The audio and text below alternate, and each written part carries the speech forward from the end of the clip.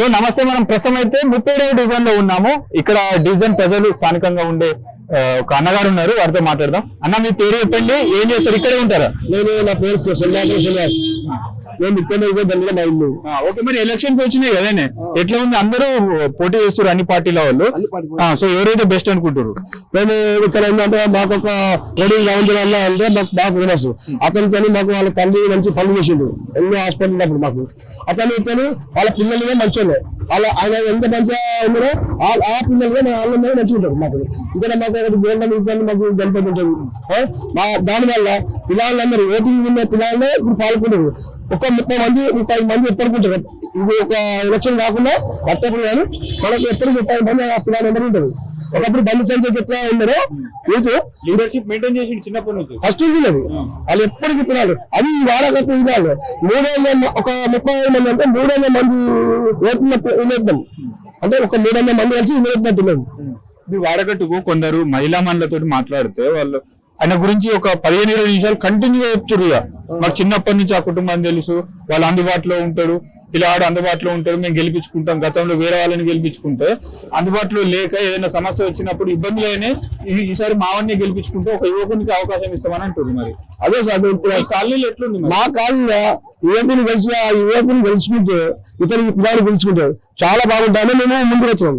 అట్లా ఇంతకుముందు ఉన్న క్యాండిడేట్లు కార్పొరేట్ ఎంత వచ్చారు. ఒక ఫస్ట్ ఒక కార్పొరేట్ ఈ ఏరియా ఒకప్పుడు సగం అంతా అట్టుండే. అప్పుడు ఆయన మంచి పని, ఇప్పుడు ఆయన వెళ్ళిపోయింది కొంచెం. ఈ రోజు ఇవాళ చెప్పాను విషయం ఏంటంటే ఇప్పుడు వచ్చిన కార్పొరేట్గా అంత ఏం పని చేస్తారు. ఇప్పుడు ఏంటంటే మాకు ఇక్కడ ఇతను వ్యక్తి మంచోడు, మనకు అందుబాటులో ఉంటాడు, పనులు చేస్తాడు. ఎవరు కానీ ఇప్పుడు నువ్వు నాకు సపోర్ట్ చేయలేదు, నువ్వు అది చేయలేదు అన్నాడు. అందరూ అవ్వాలి, నువ్వు నాకు చేయకుండా కలుపుకుని పోతాడు. వాళ్ళందరికీ పని చేసేంత ఆయన బలం లేదు. ఇవ్వకూడదు. మళ్ళా చాలా మంచి వ్యక్తి పిల్లాడు. అట్లా సో బీజేపీ గెలుస్తాయంటారు మొత్తానికి? ఖచ్చితంగా బీజేపీ గెలుస్తుంది సార్, 99% గెలుస్తుంది. ఎట్లుంది మొత్తం టోటల్ గా కరీంనగర్ మొత్తంలో చూసుకున్నట్టు ఎట్లా బండి సంజయ్ గారు హవా నడుస్తుందా? కరీంనగర్ లో నేను బీజేపీ సీనియర్ని, బీజేపీ సీనియర్ని. విషయం ఏంటంటే ఒక్కప్పుడు ఇప్పటికీ పార్టీ పెరిగిపోయింది, బీజేపీ క్యాడర్ పెరిగింది. క్యాడర్ పెరిగిందాక ఇప్పుడు 37-38 సీట్లు వస్తాయి పక్కా.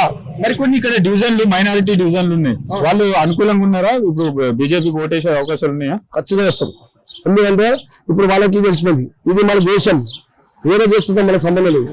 మన దేశాన్ని మనం కాపాడుకొని చెప్తుండు మోడీ, అమిత్ షా, నడ్డా, వీళ్ళందరూ ఏమంటుంటే మనం ఇక్కడ ఉన్నాం, అక్కడనే ఉండి మనం పాటించుకుంటే మన దేశం మనం వేసుకున్నాం. ఎందుకంటే ఒకప్పుడు రాజుల కాలం మనది ఉండే, ఇప్పుడు మళ్ళీ మనకి రావచ్చు. అది అల్లా ఎప్పుడు ఇస్తాను దాన్ని పాటించుకొని పోతుంటే మనం ఇక్కడ ఉండి మంచిగా వేరే తీసుకొచ్చి అంతా ఆగము తీవ్రవాదం అంటే మైనారిటీ ఓట్లు కూడా పడతాయి బీజేపీ. ఖచ్చితంగా 300 చిన్న పడతాయి ఇప్పుడు ఇక్కడ.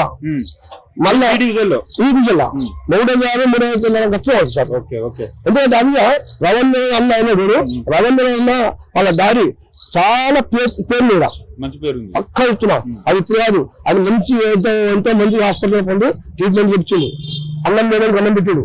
ఆయన ఒక మంచి నటుడు, డాన్సర్. ఆయన ఎంతో మంది ఆయన పాటలు పాడుతుంది, పాటలు పడుతుంది.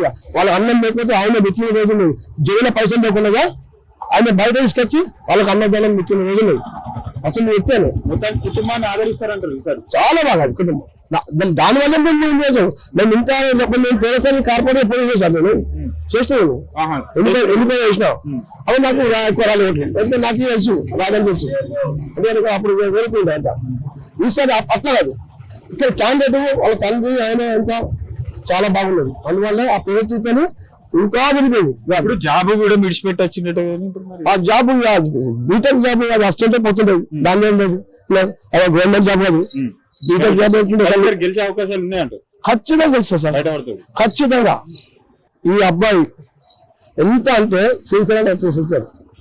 ఎవరు గెలిగారు వాళ్ళ పని వాళ్ళు చేసుకుంటూ పోతాడు. వాళ్ళ జోలికి అయితే అనుకుంటారు. చిన్నప్పటి చూస్తున్నాం. ఇప్పుడు మా భార్య మాట్లాడి ఆమె ఎత్తుకునేది చిన్నప్పటి నుంచి వాళ్ళిద్దరిని సార్. అట్లా అయితే ఇక్కడ ఏంటంటే మీకు ఒక్కటే నేను చెప్పేది, కరీంనగర్లో కాపాడగాని ఇప్పుడు అన్ని సర్వే చేసుకుని చూసుకుని వస్తాను.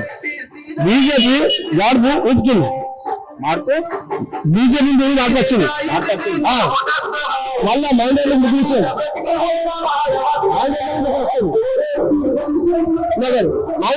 వస్తుంది గంజారియా మైనారిటీలకు టికెట్ ఇచ్చారు అందులోకి వెళ్ళి ఒకటి గన్ షాట్ ఎందుకంటే బండి సంజయ్ అన్న ఆయనకి ఏంటంటే అందరం కలిసి ఉండాలి, మనం దేశాలంతా మంచి కలిసి ఉండాలి, మనం అందరం కలిసి ఉండి మనం మన దేశాన్ని మనం కాపాడుకోవాలి, మనము ఆనందంగా ఉండాలి, శాంతంగా బతకాలి, ఎలాంటి నెల్లుండద్దు, ప్రశాంతంగా బతకాలి అంటాడు బండి సంజయ్ అన్న. ఆయన ఆలోచన అది వెళ్ళిపోతే నెల్లే ఉంటుంది అవి అది మనకు వేరే దేశంలో వచ్చి అయితే మనం తిరిగి పెట్టాలి. ఈసారి మేయర్ కొడుతుంది మొత్తానికి బీజేపీ ఖచ్చితంగా మేయర్ రాసి పెట్టుకోవచ్చు ఖచ్చితంగా.